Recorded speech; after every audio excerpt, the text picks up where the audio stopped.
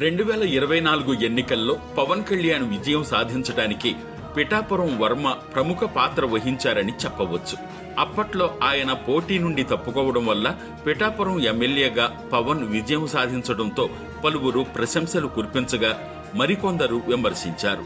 అంతేకాకుండా జనసేన, టీడీపీ నాయకుల మధ్య తీవ్ర వాగ్వివాదాలు చోటు చేసుకున్నాయనే చెప్పవచ్చు.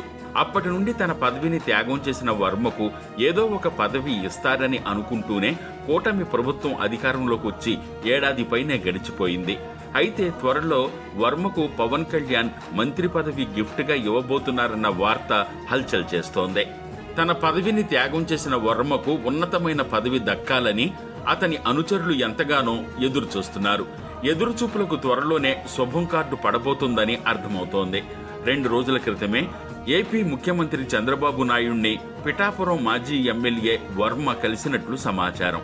అంతేకాకుండా తాజాగా వర్మకు అధిష్టానం 2 గన్మెన్లతో ప్రభుత్వం తరపున భద్రత ఏర్పాటు చేయడంతో చర్చనీయాంశంగా మారింది. అయితే విజయవాడలో నేడు జరుగుతున్న కేబినెట్ సమావేశంలో దీని గురించి చర్చించనున్నారని వార్తలు వస్తున్నాయి.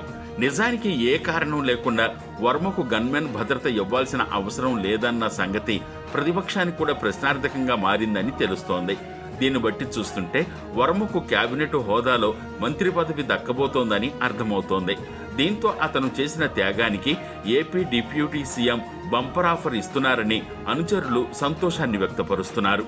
గతంలో జనసేన, టీడీపీ నాయకుల మధ్య పిఠాపురంలో పరస్పర విభేదాలు ఏర్పడినప్పటికీ వర్మ సానుకూలంగా స్పందించారే తప్ప అధిష్టానానికి ఎదురు తిరగలేదని పలువురు అభిప్రాయపడుతున్నారు.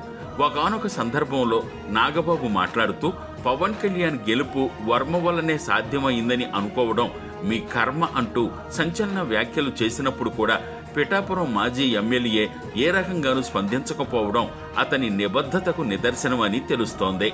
అంతటి ఓర్పు, సహనం గల నాయకుడికి ఇప్పుడు కేబినెట్ పదవి దక్కితే అతని నిరీక్షణకు ముగింపు వస్తుందని సీనియర్ నాయకులు అభిప్రాయపడుతున్నారు.